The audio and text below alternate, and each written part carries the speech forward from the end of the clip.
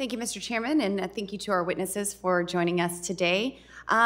Ms. Kendall, why do you think the EPA sides with extremist environmentalists on bogus regional haze mandates to shut down coal plants under the guise of improving visibility in national parks?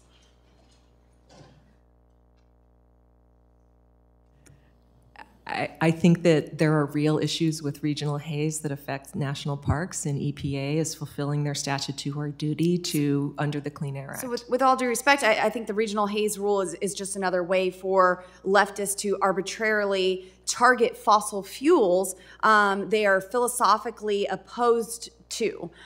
In Craig, Colorado, a community in my district, they have been forced to close a $3 billion power plant because of regional haze settlement, which will kill hundreds of good-paying jobs and devastate the local community. And we're already seeing the impacts of that. 36.92% of property taxes in the county come from the Craig coal power plant. Ms. Kendall, in your testimony, you state, decisions regarding how our nation leases federal coal resources have significant consequences for all Americans.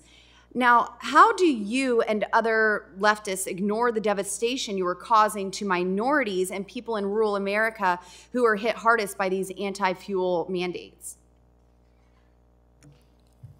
I'm not sure what anti-fuel mandates you're talking about with regard to the federal coal program, because the declines have been due to market responses and to coal companies withdrawing Would that be the federal leases. Government's heavy hand tipping those scales with the subsidies in the market? Because I don't think the federal government is doing a good job of letting the markets decide. It seems that people and their decisions that are made here in this building choose winners and losers for that market.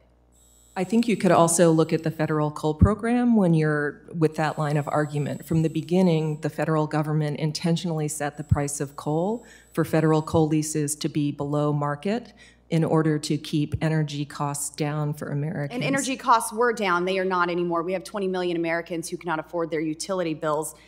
This is not the first example of leftists regulating our rural communities into poverty under the guise of climate change.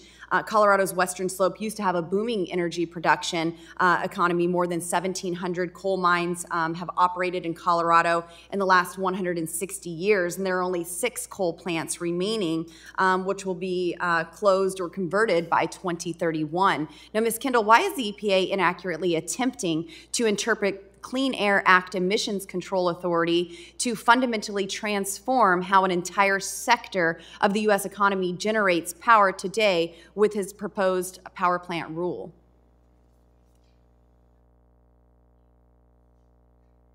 Could you repeat the question? I just want to know why the EPA is inaccurately attempting to interpret the Clean Air Act Emissions Control Authority. This is job killing. It's proposed rules that puts the Green New Deal agenda ahead of rural America and communities that rely on affordable and reliable energy.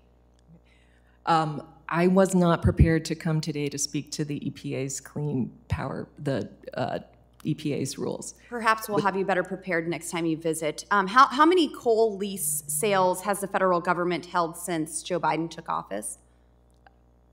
I don't know the exact number. I believe 0. there have been one or two. Haven't there been one small sale? The exact answer would be 0. Okay.